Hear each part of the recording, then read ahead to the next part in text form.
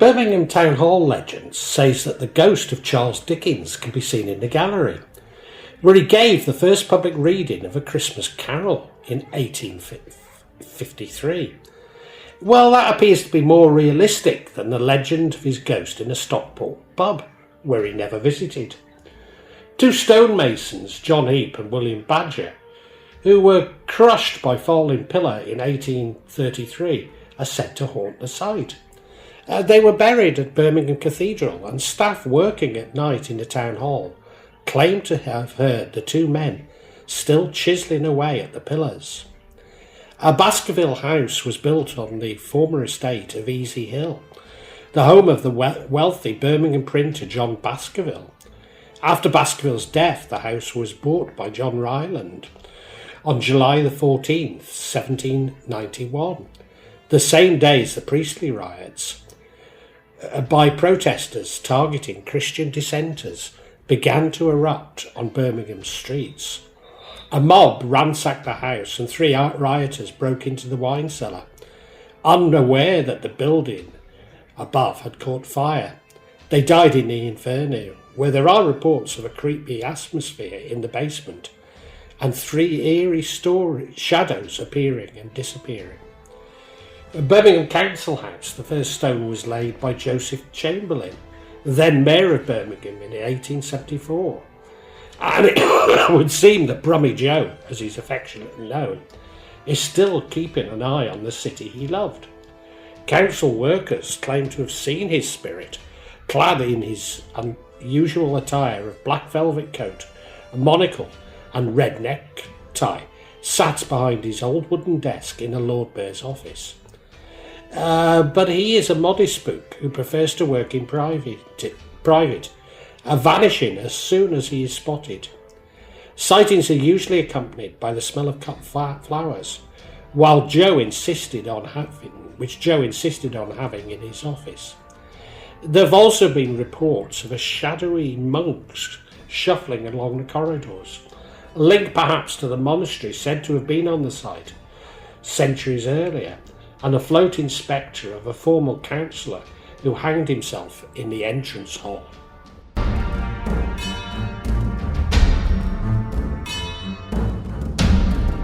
New Street Station was haunted by spirits displaced when a Jewish cemetery was dug up during construction in 1848. Prior to the construction of New Street Station, the area of Birmingham where it sited was known as the Froggery, also Froggery, a collection of densely populated streets with a pub, a theatre, a chapel, a synagogue and a Jewish cemetery, which occupied the 3-acre site which became the railway station. The land was compulsory purchased, and half of the bodies were removed to Witton Cemetery.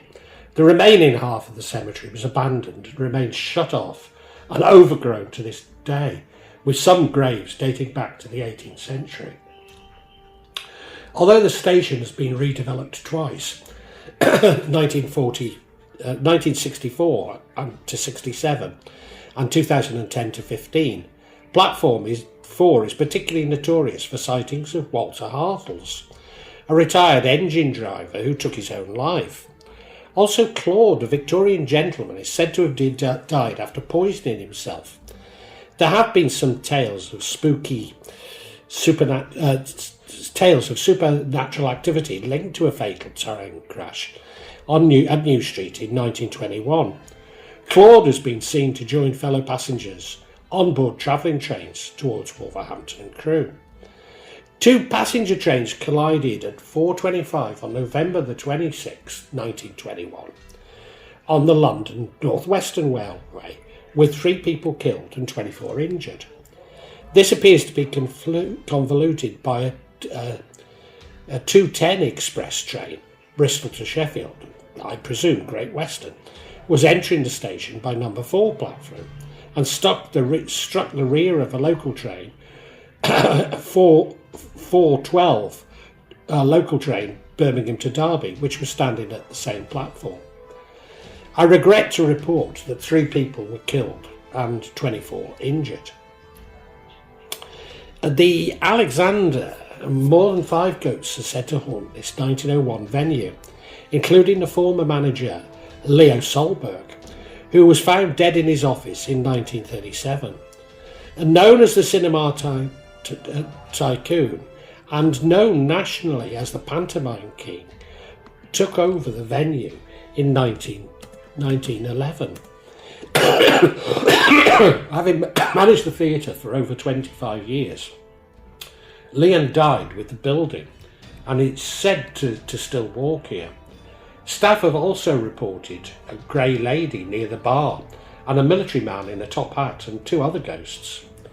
Furthermore, power gets inextricably drained from electrical devices. Pardon me. Ghost hunters from a group called UK Paranormal Consultants carried out an investigation at the theatre several years ago and reported several unexplained phenomena.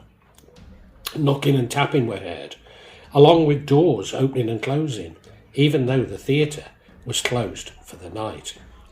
The investigators also found batteries and their equipment going flat and experienced a feeling of being prodded by an unseen presence while sitting in the auditorium.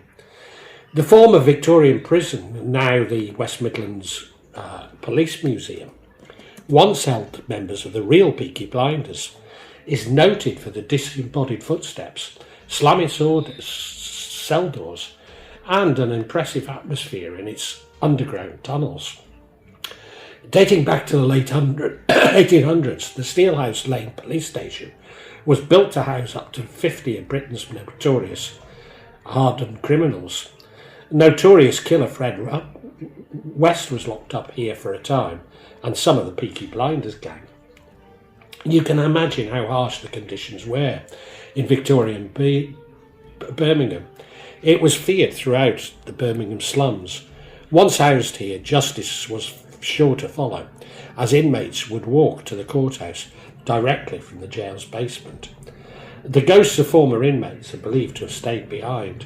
Screams, voices and disembodied footsteps are often heard coming from the empty cells. An oppressive feeling has been reported in the tunnel to the courthouse, and dark shadows and whispers.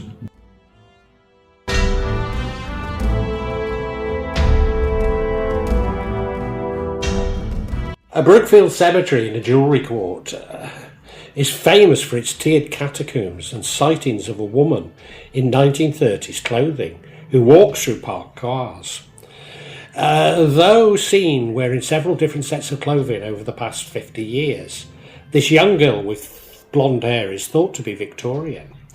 The sightings are accompanied by an unusual scent, sometimes said to be like pear drops, but more likely to be the bitter almond smell of potassium cyanide, which was used in gold plating and silver plating in the jewellery quarter. This suggests that the unfortunate woman was a victim of cyanide poisoning, perhaps by accident in one of the factories.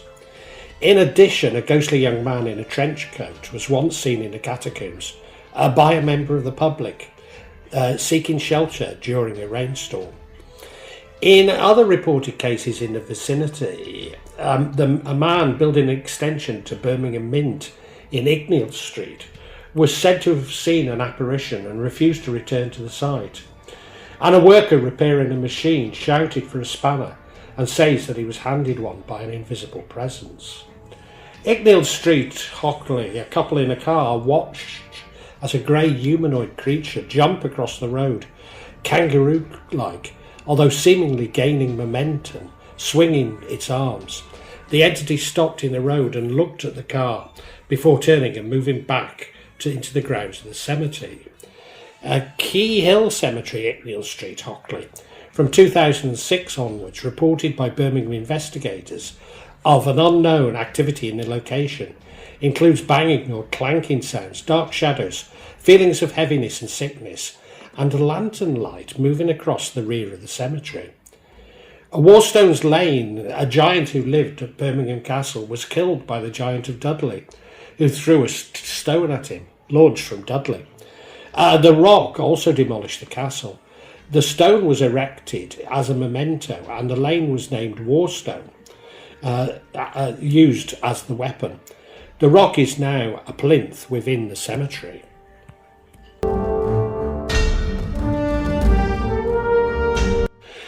An inn demolished in the 19th century near the cathedral. The married couple who ran the establishment would occasionally murder a vagrant and sell the body to medical students.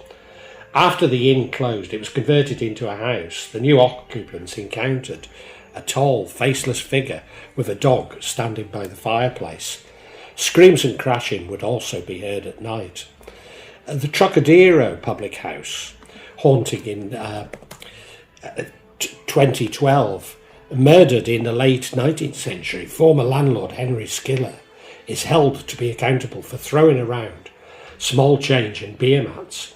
A former landlord claimed to have encountered Henry. Two other phantoms, girls who fell to their deaths on the stairs, are also reputed to haunt the site.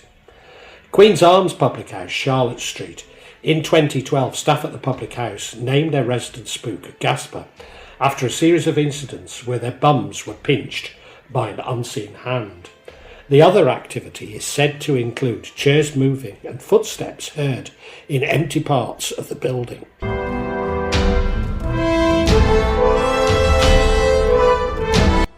The Old Crown Digbeth, or probably Derrit End, is one of Birmingham's oldest buildings and probably its oldest pub.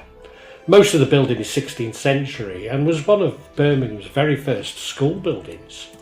John Ryland visited Derrit End in 1538 and wrote to his master Henry VIII, describing the Old Crown as a fair mansion of timber. In 1575, Queen Elizabeth I even stayed here whilst travelling back from a party at Kenilworth Castle. It also saw action during the English Civil War, when royalist forces led by Prince Rupert tried to take hold of the city, and heated skirmishes were fought around the building. It was the last building standing against Rupert and his armies, in an event which was later called the Birmingham Butcheries. It was reportedly hosts a woman in old-fashioned attire who vanishes near a bricked-up well and a Victorian figure in the cellar.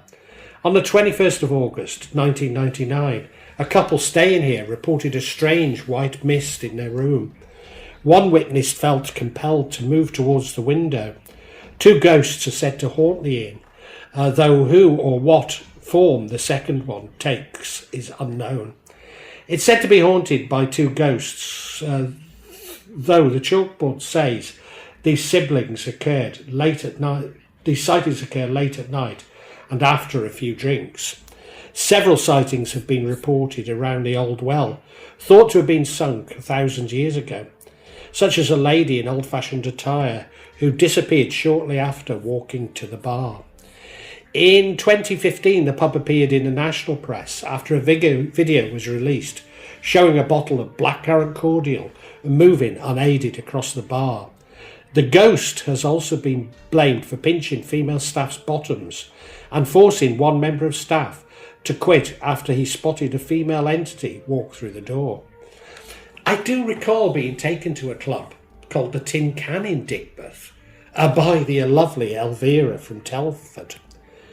Sandar and Kang's S&K discount stores, I assume Derrit End. There were supposedly several witnesses who watched a lollipop floated up and moved itself out of the shop. As a useful sales representative for Tower Housewords, I recall S&K stores. I think one of the directors has a good relationship with them. I also think he urged me to visit them, but I don't recall ever having done so.